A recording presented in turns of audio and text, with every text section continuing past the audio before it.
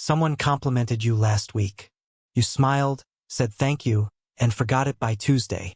Someone criticized you 3 years ago. You still hear it. You still replay it. You still feel it land the same way it did the first time. This is not weakness. This is not insecurity. This is one of the most deeply wired survival mechanisms in the human brain, and once you understand why it exists, you will never feel the same way about your own self-criticism again. Your brain is not designed to make you happy. It is designed to keep you alive. And for most of human history, the things that threatened your survival were not compliments. They were dangers, predators, social rejection, conflict, mistakes that could get you killed. So your brain built a filing system, and it built it with a very specific bias. Negative experiences get filed immediately, stored deeply, and retrieved easily. Positive experiences get processed more slowly, stored lightly, and fade much faster. Neuroscientists call this negativity bias, and it is not a flaw in your psychology. It is a feature that kept your ancestors alive long enough to have children and pass that same wiring down to you.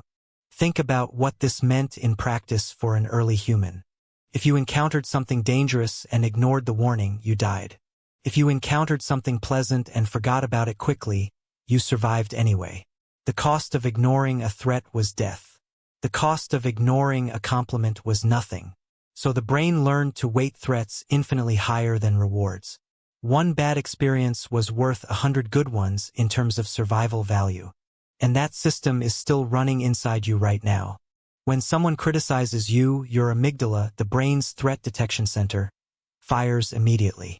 Cortisol floods your system. Your body treats the criticism the same way it would treat a physical threat. Heart rate up. Attention narrowed.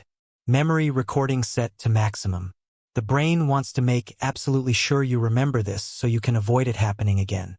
When someone compliments you, your brain processes it in a completely different way. There is a mild positive response, a small dopamine release, and then it moves on. Because in evolutionary terms, a compliment has never saved anyone's life. This is why a performance review with 9 pieces of positive feedback and 1 piece of criticism feels like a criticism with 9 pieces of noise around it. Your brain did not misread the review. It correctly identified which piece of information was most useful for your survival and held on to it. But here is where it gets complicated. The modern world has almost no predators. The threats your negativity bias was designed to protect you from, physical danger, starvation, social exile from the tribe, are largely gone. But the system is still running at full sensitivity. So instead of scanning for lions, it scans for critical emails. Instead of remembering where the dangerous animal was, it remembers every embarrassing thing you said in a meeting in 2019. The hardware is ancient. The software has not been updated in 300,000 years. And social media has made this catastrophically worse. The average person receives more feedback, likes, comments, reactions, in a single day than our ancestors received in an entire lifetime. Every piece of negative feedback triggers the same ancient alarm system. Every critical comment fires the same amygdala response that was designed for life or death situations. Your brain was never built to process this volume of social information, and it is responding to a 1-star review with the same neurological intensity it would use for a physical attack. So what do you actually do with this?